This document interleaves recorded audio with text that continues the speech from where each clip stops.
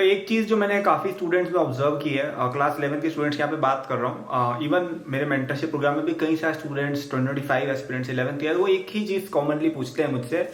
वो ये पूछते हैं कि यार हम प्रोक्रेस्टिनेट बहुत करते हैं या फिर हम कहीं ना कहीं डिस्ट्रैक्ट हो जाते हैं, या समझ लो उतना पढ़ते नहीं जितना हमारी रिक्वायरमेंट होनी चाहिए। So how do I fix that? Okay, तो आज हम इसके बारे में बहुत अच्छे से डिटेल में डिस्कशन करेंगे। ओके, अगर आपको भी मेरी मेंटरशिप चाहिए तो उस पर कल रात तक डिस्काउंट चल रहा है। It's available at just 5,000 rupees instead of the usual 8 to 10,000 price. 11th वाले बच्चे भी आ सकते हैं, तो डिस्क्रिप्शन में लिंक दिया है और लास्ट में बता दूंगा। ठीक है, तो चलिए यार बात करते हैं कि यार क्या चीज आपको एक रियलाइज करनी है। तो देखिए, एक चीज मैं आपको समझाता हूँ। एक चीज होती है टाइम की एक सर्टेन वैल्यू होती है स्टडी के पर्सपेक्टिव से। ठीक है, कि आप जैसे स्टडीज कर रहे हो या आप मेहनत कर रहे हो, ठीक है, hard work at age 15 is not the same as hard work as age 25 या 20। ठीक है, ये बात आपको समझनी पड़ेगी कि आप अपनी लाइफ में जितना अर्ली हार्डवर्क कर लेते हो ना, आगे का लाइफ उतना ज्यादा कंपेरेटिवली इजी हो जाता है फॉर द सेम आउटपुट। ठीक है, जैसे अगर किसी स्टूडेंट ने 15-16 की एज में अच्छी मेहनत कर ली और वो बहुत ही अच्छे कॉलेज में एडमिट हो गए, आईआईटी में या जैसा भी जो भी कॉलेज है, तो उसके बाद उनका एक लेवल ही चेंज हो जाता है। समझ रहे हो आप? हाँ, मेहनत रहेगी आगे, बिल्कुल रहेगी, एनआईटी में मेहनत रहेगी, आईआईटी में मेहनत रहेगी, बिल्कुल रहेगी, लेकिन मेहनत टीयर 3 कॉलेज में भी रहती है, टीयर 2 कॉलेज में भी मेहनत रहती है। ऐसा नहीं कि वहां पे मेहनत नहीं रहती है। तो मेहनत दोनों बच्चे करेंगे, लेकिन एक बंदे को उसके लिए आउटपुट बहुत अच्छा मिल जाएगा कि भाई आईआईटी वाला मेहनत करेगा, उसको 60 लाख की जॉब मिल गई। टीयर 3 वाला मेहनत भी करेगा तो उसको 6-7 लाख की ही मिलेगी मैक्सिमम। राइट? तो ये समझना होगा आपको कि आप अगर पहले मेहनत कर लेते हो, it is much better than कि आप यहाँ पे आके मेहनत करो। फॉर एग्जाम्पल, अगर आपने यहाँ पे मेहनत नहीं की, ठीक है, आपने छोड़ दिया कि भाई हटाओ क्या है, मस्ती करते हैं, फिर आप जब 20 के होगे तब आप किसी अच्छे कॉलेज में नहीं हो, अब आप मेहनत करना शुरू करोगे। यस, आप अच्छा कर सकते हो, लेकिन वो अच्छा करने की एक अपर लिमिट होगी जो आप इस बच्चे से क्रैप नहीं कर पाओगे। मतलब एक आईआईटी बॉम्बे का बच्चा जो इतना ज्यादा नहीं पढ़ रहा है वर्सेस एक टीयर 3 का बच्चा जो बहुत ज्यादा पढ़ रहा है, मोस्ट केसेस में जो आईआईटी का बच्चा नहीं पढ़ रहा है ना, वो बेटर कर लेगा करियर में, just because he is at a better position, just because of that, क्योंकि उसने पहले टाइम में मेहनत कर ली और वो मेहनत अब बहुत कंपाउंड होकर बहुत बड़ी एक उसके लिए वैल्यू सिस्टम बन चुकी है। समझ लो आप? जबकि आपने अब यहाँ पे आके अपने कॉलेज में आके फिर स्टार्ट किया अपना सीखना वगैरह जो भी, तो एक तो टाइम भी नहीं मिलता ना यार उतना, तो इसलिए इतना हार्ड नहीं। अब जैसे ये भी नहीं, अब जैसे किसी ने 25 में शुरू किया कि भाई आप और रुक गए, कॉलेज में भी पढ़ाई नहीं की, स्कूल में भी नहीं किया, and now you are trying to build some business और now you are trying for some government job और whatever it is. Very hard, very very very hard. Okay, so you have to understand this. Same applies even in the case of JE, कि आपकी JEE है ना, वो 3 phases में divide होती है। एक तो होती है मैं कहूंगा बिफोर 11th, एक होती है 11th, और एक होती है 12th और उसके बाद, जिसमें आपका ड्रॉप ईयर पार्शियल ड्रॉप भी आ गया। तो आपको पता है सबसे बेस्ट टाइम कौन सा होता है जेई प्रेप का? ये दोनों। ठीक है, वैसे ये वाला चीज पहले एग्जिस्ट नहीं करती थी, लेकिन आजकल कई सारे बच्चे अर्ली जेई प्रेप भी करते हैं, तो इसलिए मैंने ये भी इंक्लूड कर दिया कि कई सारे बच्चे 9th में 10th में आजकल जेई के डेडिकेटेड प्रोग्राम्स भी आने लगे, इवन हमारे खुद के भी आते हैं। राइट? तो आजकल बच्चे पहले से पढ़ने लग गए, बट ठीक है, वो इतना फिर भी मैटर नहीं करता है, कोई फर्क नहीं पड़ता इतना 9th 10th में पढ़ रहे थे, 5-10-20% पढ़ता है, ठीक है। लेकिन अगर आपने यहाँ पे अगर मेहनत पहले कर ली, आपने 11th में ही बहुत चीजें कवर कर ली, आप बहुत आगे बढ़ जाओगे एक नॉर्मल जेई एस्पिरेंट से। आपको पता है, आप जितने भी आईआईटी जेई टॉपर्स को देखना, उनमें से ज्यादातर बच्चे ऐसे होते हैं जिनका 11th में ही काफी सारा सिलेबस पहले से हो गया होता है। कई सारे बच्चे होते हैं जिनका 12th भी 11th में हो गया होता है, वो रिवाइज करने के लिए 12th यूज करते हैं, जिसमें मैं भी आता था। राइट? तो जो अगर पहले से 11th को 10th को अच्छे से यूज कर लेते हैं ना, वो बच्चा बहुत आगे जाता है। और I am not just saying कि आपको 12th का पहले से पढ़ना है तभी आप सक्सीड हो सकते हो। इवन आपने 11th का भी 11th में if you do it really well, even that is more than enough, that is very good. मतलब it will put you ahead of most aspirants. वो आपको बस अभी आपके आसपास देख के लग रहा है कि अरे यार सब बच्चे मुझसे आगे हैं, क्योंकि आप देखो, आप एक बहुत ही कॉम्पिटेटिव एनवायरनमेंट में हो। अगर आप 11th में एक रेप्यूटेड कोचिंग में जा रहे हो ना, तो वहां पे कई बच्चे ऑलरेडी सिलेक्टेड है। एक एवरेज जेई एस्पिरेंट कैसा होता है आपको पता भी नहीं है। एक एवरेज एस्पिरेंट किसी गांव में बैठा हुआ, उसको कुछ पता भी नहीं होगा, ऐसे ही फॉर्म देके आ जाएगा।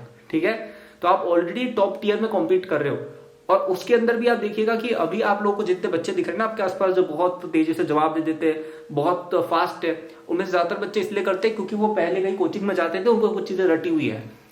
आपने अभी भी नोटिस करना शुरू कर दिया होगा कि कई सारे स्टूडेंट जो 11th की स्टार्टिंग में बड़ा हाथ खड़ा करके सवाल के आंसर देते थे कि सर इसका आंसर तो ये होगा, ये तो मुझे आता है, वो अब चुप होने लग गए होंगे धीरे धीरे। क्यों?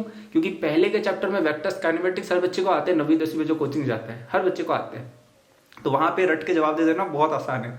और दूसरों को पागल करना बहुत आसान है। लेकिन अब आप लोग 11th के एंड की तरफ जा रहे हो, तो अब थोड़े डिफिकल्ट टॉपिक्स आ रहे हैं जो यूजुअली बच्चों ने नहीं पढ़े होते। अब आप देखो कितने बच्चे हैं जो हाथ खड़ा करके बोलते हैं कि मुझे आता है। अब कितने बच्चे हैं जो सच में उस लेवल पे कम्पीट कर पा रहे हैं जिस लेवल पे आपने इनिशियली सोचा था। धीरे धीरे पिक्चर क्लियर होगी। तो ये जो बच्चे आपको लग रहे हैं ना आपसे बहुत आगे है, वो लोग धीरे धीरे छटेंगे, क्योंकि उनमें कई लोगों में क्या ओवर कॉन्फिडेंस आ जाती है कि हमें तो पहले से आते हैं, पढ़ना छोड़ देते हैं। वर्सेस एक ऐसा बच्चा जो स्टार्टिंग से एकदम सही तरीके से चल रहा है, भले उसने 9th-10th में कुछ नहीं किया, वो अगर सही तरीके से चल रहा है ना, तो वो अब तक काफी सेटल हो गया होगा अपनी जेई प्रेप में। उसने ये एक्सेप्ट कर लिया होगा कि जेई प्रेप हार्ड है, उसने कहीं ना कहीं आवर्स पुट करने शुरू कर दिए होंगे, तो अब उसकी गाड़ी एक्सेलरेट होगी। आप ऐसे सोचिए कि जो बच्चे पहले से कुछ पढ़ के बैठे थे ना, वो ऑलरेडी यहाँ पर थे, लेकिन वो धीरे धीरे चल रहे हैं क्योंकि उनको लगता है उनको सब आता है। वर्सेस यहाँ पे कोई बच्चा है जो बिल्कुल जीरो लेवल से शुरू कर रहे हैं ना, उसकी क्या है कि उसने पहले एकदम से बेस बना के एक्सेलरेशन में शुरू किया और वो धीरे धीरे ऐसे जाएगा, समझ लो, एक्सपोनेंशियल जाएगा वो, क्योंकि उसने अपनी फाउंडेशन स्ट्रॉन्ग कर ली है। ये बच्चा और कॉन्फिडेंस में ही रह गया और कुछ समय तक यह चीज से आगे रहेगा, लेकिन फिर जो इसकी पटरी चलेगी ना, क्योंकि ये बच्चा स्टार्टिंग से मेहनत करके समझ गया कि किसी टॉपिक को स्टार्टिंग से कैसे समझना है और कैसे अपने स्कोर को बूस्ट करना है। ये बच्चे को जो चीजें पहले से आती थी वो तो चलो ठीक है, लेकिन उसके बाद उसने कुछ सीखा नहीं है। उसने ये नहीं सीखा है कि भाई जीरो से कैसे शुरू करना है, जो आपको आता है। तो ये आपके एडवांटेज है। तो अगर आप ऐसा सोच रहे हो कि अभी आप बहुत सारे एस्पिरेंट से पीछे चल रहे हो, आप ज्यादा देर तक नहीं रहोगे, बहुत सारे बच्चे भी पीछे होंगे। आप देखना 12th में हो, आप देखना कितने बच्चे छोड़ देते जेई प्रेप, कितने सारे ऐसे बच्चे जो बहुत प्रॉमिसिंग होते हैं। भाई मेरे खुद के फ्रेंड्स मुझे याद है यार, मतलब मैं जाता था कोचिंग में, मुझे याद है यार मेरे साथ इतने सारे बच्चे पढ़ते थे जिनमें इतना पोटेंशियल था, मुझे लगता था यार ये बंदा तो पता नहीं क्या कर जाएगा, और मैं तब एक अंडरडॉग था, ठीक है। मुझे लगता था यार ये लोग तो इतने होशियार, ये पता नहीं कहाँ जाएंगे। आज कोई दिखता भी नहीं है, क्योंकि ज्यादातर लोग मेहनत करना छोड़ देते एक लेवल के बाद, उनका सेटिस्फेक्शन लेवल हिट हो जाता है। और ये केवल ये जेई की बात नहीं है, आप देखिए पूरी लाइफ भी एक स्ट्रगल ही है। आप जब तक वो स्ट्रगल को एम्ब्रेस करेंगे तब तक आप ग्रो होंगे। जिस दिन आपने ऐसा सोच लिया कि अरे यार चलो अब तो मेरा हो गया, मैं रिलैक्स मारूंगा, हाँ ठीक है आप कर सकते हो, मैं नहीं कह रहा हूँ कि आपको रिलैक्स नहीं करना चाहिए, लेकिन जिस दिन आपने रिलैक्स कर दिया ना, उसके बाद से डाउनफॉल चालू हो जाता है यार, ठीक है। जिसका एक बहुत अच्छा एग्जाम्पल मैं देता हूँ। आपने देखा होगा जैसे स्पोर्ट्स स्टार्स होते हैं, जब वो स्पोर्ट्स स्टार अपने प्राइम में होते हैं ना, जब वो खेल रहे हैं, जब वो जिता रहे हैं टीम को, तब पूरी दुनिया उनकी वाहवाही करती है।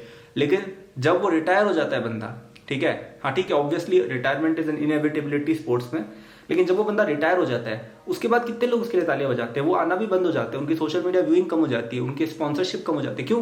क्योंकि बंदा है ही नहीं फील्ड में, कोई और नया स्टार आ गया, उसको देखेंगे लोग। तो ये ऐसे ही चलती है दुनिया कि आप जब तक वो एफर्ट डालने को तैयार हो, जब तक वो स्ट्रगल को एम्ब्रेस करने को तैयार ना, तब तक आपकी ग्रोथ होगी। But the moment you stop it, जब आपको लग गया कि भाई अब तो मैंने बहुत कर लिया है, उसके बाद स्टॉप हो जाती है ग्रोथ, ठीक है। तो वो आपको एम्ब्रेस करना पड़ेगा उस स्ट्रगल को। और कई बच्चे जो पहले सेटिस्फाई हो जाते हैं ना छोटा मोटा को एग्जाम निकाल के, भाई मैं एक ऐसे बंदे को जानता हूँ जो लिटरली एनटीएससी में टॉप 100 में आया था इंडिया में। एनटीएससी में 5-6 लाख बच्चे बैठते हैं, उसमें से वो टॉप 100 में आया था बंदा 10th में। सोचो कितना ब्रिलियंट है। वो जेई मेन क्लियर नहीं कर पाया, क्यों? भाई साहब सेटिस्फाई हो गए कि भाई अपनी तो 100 में रैंक आ गई। तो इसलिए कई बार अगर आप एक अचीवर नहीं हो ना, वो एक एडवांटेज भी रहता है कि यार आप ऐसे ईगो में नहीं आ जाते हो, आप हम्बल रहते हो, अपनी मेहनत करते हो, तो इस बच्चे का पाथ अपनाते हो, ना कि इस बच्चे का। हाँ, अब थ्योरेटिकली आप कह सकते हो कि अगर कोई बच्चा ऐसा हो जो यहाँ से भी मेहनत कर रहा हो, तो वो बिल्कुल आपसे आगे रहेगा। लेकिन वैसे बहुत ही कम बच्चे होते हैं, मतलब मैं बहुत ही कम लोगों को जानता हूँ, लिटरली बहुत ही कम लोगों को जानता हूँ जो टैलेंटेड भी थे, हम्बल भी रहे और मेहनत करके आगे बढ़ते रहे। ज्यादातर लोग, इवन मेरे यार, मैं खुद के मैंने IIT बॉम्बे CS वाले लोगों को देखा यार, मतलब लर्निंग की कैपेसिटी कई लोगों की चली जाती है, मतलब सच में, मतलब कई लोग मतलब एक सर्टेन लेवल ऑफ अचीवमेंट अगर पा लेते हैं ना, वो उसमें ही रह जाते हैं फिर कि अच्छा चलो ठीक है ये चीज़ है, अब और मेहनत नहीं करनी, मिल गया, ठीक है। तो आई थिंक अपने कंफर्टेबल को पुश करना बहुत इंपॉर्टेंट है कि आपसे एक्स चीज़ हो गई, चलो ठीक है पढ़ाई हो गई, कुछ और ट्राई करते हैं, बिजनेस ट्राई करते हैं, कुछ भी ट्राई करो यार, मतलब समझ लो कंफर्ट जोन को पुश करते रहना है। तो हालांकि आप तो भी 11th-12th में, आप लोग क्या ये सब बातें कर रहे हो, बट पॉइंट मेरा ये है कि आप अगर एक अंडरडॉग हो, आप अगर एक ऐसी स्थिति में हो जहाँ पे आपको लगता है कि पूरी दुनिया आपसे आगे चल रही है, हम तो पीछे हैं, don't worry, that situation will change soon as long as you keep working hard. ये आपकी ट्रैजेक्टरी धीरे धीरे हो जाएगी, टेंशन मत लो, अच्छी रैंक आ जाएगी, ठीक है। तो यही थी आज की वीडियो, एंड प्लीज अपने टाइम को अच्छे से यूज करो यार। मेरा लेसन यही था कि टाइम की एक सर्टेन वैल्यू होती है, अभी आपके पास टाइम है आगे बढ़ने का, तो यूज कर लो भाई उसको। दूसरों को मत देखो, दूसरे बच्चे गिव अप करेंगे धीरे धीरे, आप अगर हैंग ऑन भी कर लोगे ना, अगर आप 11 से स्टार्ट आपने किया है, even if you just hang on and keep doing hard work, you will succeed, okay. और एक छोटी सी अनाउंसमेंट कि अगर आपको ये सब मेरी बातें अच्छी लगी हो, आपको लगता है यार कि मैं एक अच्छा मेंटर हूँ आपके लिए, और आपको चाहिए कि आपको प्राइवेट मेंटरशिप मिले 1-to-1, तो आप मेरा मेंटरशिप प्रोग्राम ज्वाइन कर सकते हो।